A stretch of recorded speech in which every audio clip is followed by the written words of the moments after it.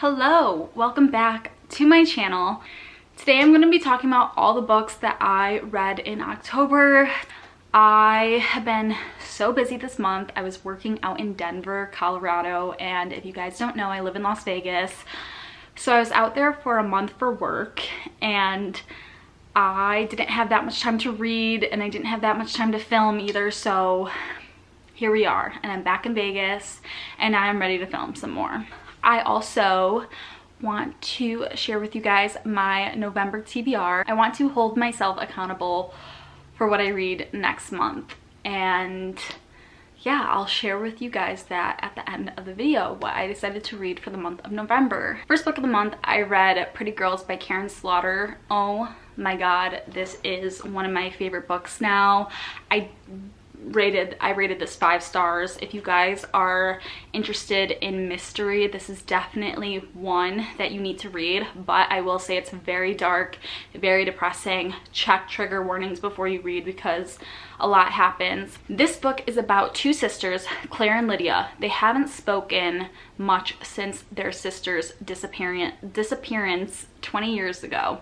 Claire lives this luxurious lifestyle, perfect husband. Lydia's a single mom. Her life is a little bit more rough than Claire's. Claire's husband shockingly dies, and after his death, a lot of clues about Julia's disappearance get brought forth, and the two sisters work together on discovering what truly happened to Julia.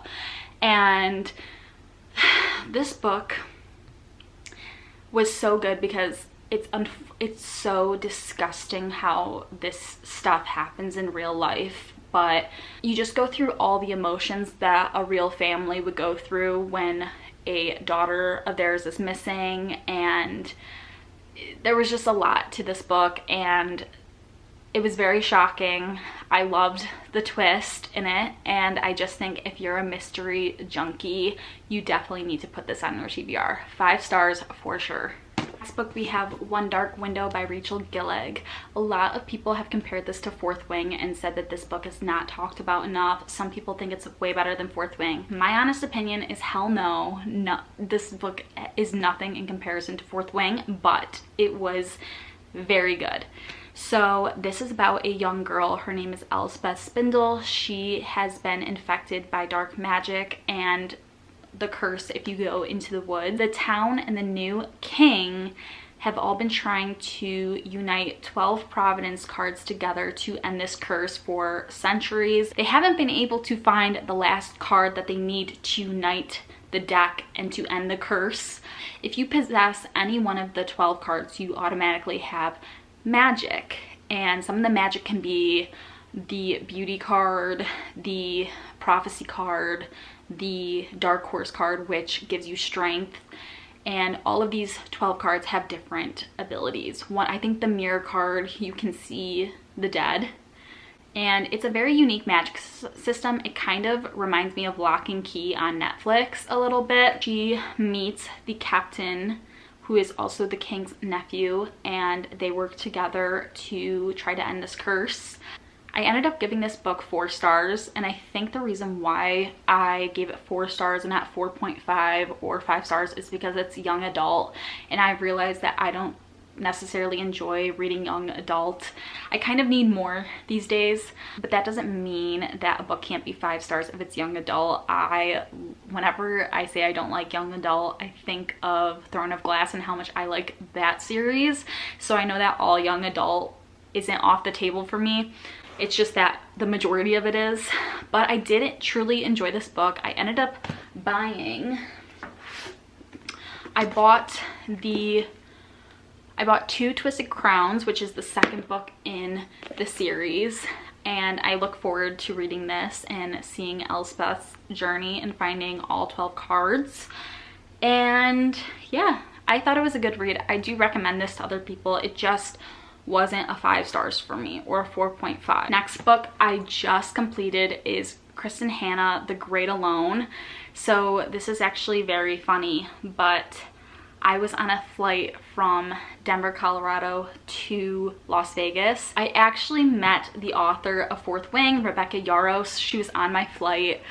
She was standing in line and I was like, that looks like Rebecca Yarros. And this lady had purple hair, and I knew Rebecca Yarros at the time had purple hair. So I literally pulled up TikTok. I made sure that your Rebecca Yarros still had purple hair recently, and then I looked to see if her earrings were the same, and they were, and I was like, that has to be her. So I walked up to her and I was like, I was like, this is a weird question, but are you an author? And she goes, yeah. And then I go, did you write Fourth Wing? And she was like, I did. And I was like, oh my god, your book has been my favorite book this whole entire year. It's awesome, it's genius. And she was like, thank you so much. And I was holding this book in my hand and she goes, that one's a pretty great book too. And I was like, really? I'm just starting it. So this one took me a while to get into.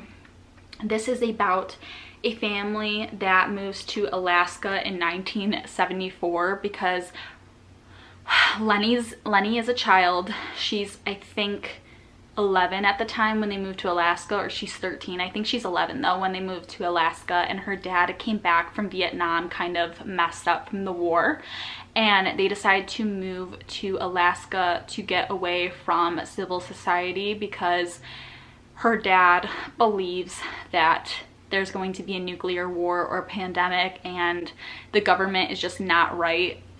They've started over so many times as a family, and during the war, her dad had a best friend named Bo, and Bo died, and Bo's father heard about Lenny's dad and sent Lenny's dad a letter saying that Bo wanted him to have his cabin in Alaska. So this family with no money decides to go live in the Great Alone, Alaska, and learn how to survive. But her dad is kind of driven a little nuts from PTSD from Vietnam. And it's a great book. It took me up until I think I want to say it took me till 250 pages to really get into it. But I was like, Rebecca Yarros told me to read this, I'm gonna read this. And it's a 545 page book. It's a great historical fiction. On the plane, an older man, when we were getting off the plane, looked and saw this in my seat, and he goes, is that a good book? And I was like, I don't know, I haven't read it yet. He goes, oh my god, I love that author. I loved The Nightingale, which is, I think, Kristen Hanna's best-selling book. And then a couple other people heard him talk on the plane and they were like, oh my god, I love that book. And then a woman in front of me turns around and goes, oh my god, that's a great author. You need to read The Winter something by Kristen Hanna. And she started crying. So I was like, okay, maybe I need to give this book a chance, because at the time I was only 100 pages in and I was so bored. But I'm so glad I stuck with it. It did kind of put a dent in my reading TBR a little bit because it took me a while to get into, and I just wasn't interested in starting a new book without finishing this one. So I ended up giving The Great Alone a 4.25 stars. It was a nice read. It was kind of a little bit dark, but I think there's a lot of great life lessons in this book, and I definitely would recommend this to anyone who loves historical fiction. The last and final physical TBR book for this month is The Silent Patient by Alex Michaelides. This book, it's about, I just read this in one day yesterday. I ended up giving this book 4 stars.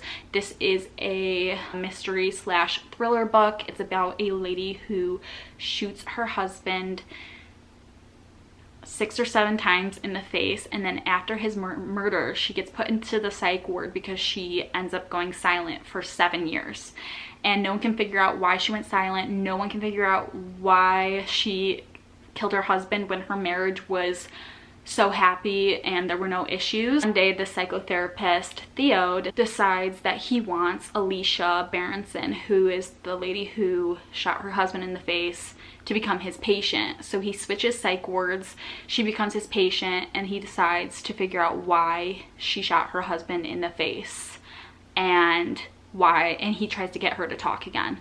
Twist was okay. I would say like 3/4 of the way I kind of saw where this author was going with the book. The twist was okay. I kind of wanted a little bit more. It wasn't horrible. A lot of people say that this is a 5-star read, and I think it just depends on the person. For me, this was a 4-star read. It just didn't give me 4.5, 5-star material. I would say that this was a solid read, and I would recommend this to people who, again, love mystery and thriller. Let's get into what I read on my Kindle. There's a big reason as to why I didn't get through my physical TBR this month, and it's because I got a little distracted with a certain series, and it was the Chestnut Springs series. I ate this series up. I still have Hopeless, which is the newest book. I think Hopeless got released 2 weeks ago, but I haven't read it because the only reason why I haven't read Hopeless is because I don't want the series to end.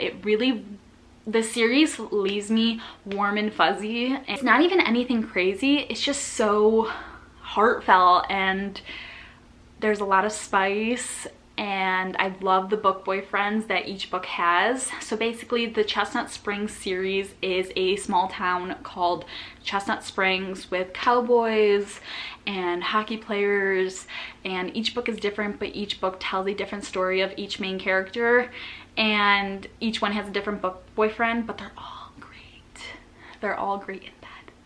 And it's a great, I don't know, it's just a great series, and I got caught up and very distracted, and I was like, I don't know, this is so easy because I can just read it on my Kindle. Let's go into each book in the Chestnut Springs series. I cannot wait to read Hopeless, which is the 5th book in the series, but I'm waiting for a very rainy day to read that because I don't want the series to end, because I want to be living inside the series. The first book is Flawless. This is about Summer and Rhett. Summer is a publicist for her dad, I think, and her dad has this cowboy who needs to fix his image, but he gives the job to his daughter to oversee his client, Rhett. And they fall in love, and that's all I'm gonna say because I don't want to give too much away. But Flawless, I gave 4 stars, so I wasn't that invested after reading Flawless. I think Flawless is honestly my least favorite in the entire series, but I was like, I don't know, I want to give it a chance, and it was intriguing to me. It was just a fun, super easy read, so I was like, let's read Heartless. And Heartless is like my trope. There's an age gap in it, there's a pregnancy trope, there's just everything you need, and it's about Rhett's brother, Cade. It's his older brother. Cade has taken on a bunch of responsibility in his whole life because he had to grow up super fast and he had to raise a kid on his own. He's a single dad, and he needs help during the summer with his kid, and no one wants to do it on the Chestnut Springs ranch. So Summer's best friend Willa becomes the babysitter for Cade's kid, and oh my god, that was a 5-star read. I love that. That's my favorite book in the Chestnut Springs series. So then I'm invested right after Heartless, and then I read Powerless. I gave Powerless a 4.5 stars. This is about Jasper, who's the NHL hockey player, and he gets with his cousin.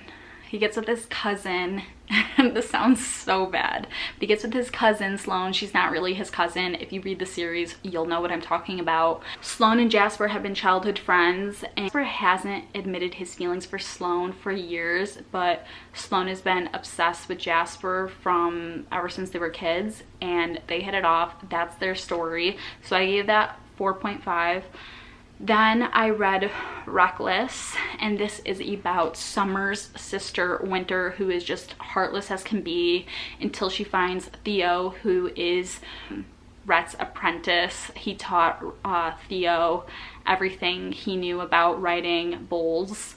So yeah, and then you get their story, and that was also a 4.5. So I would say Heartless was 5 stars, Powerless and Reckless, I think I liked them both equally. I think if I had to pick, I liked Reckless a little bit more. And then there's Powerless, and then my least favorite is the first in the series, which is ironic, but that actually kind of happens a lot with series.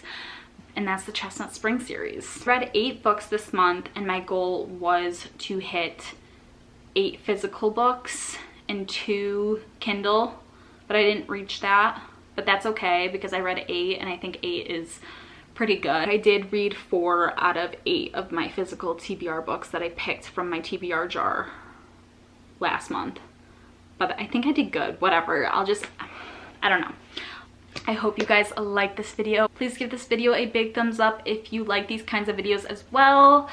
I definitely have a lot more planned for this month than I did last month because I was out of town. So make sure you subscribe to my channel so that you can see all my latest videos. And I will see you guys next time. Bye!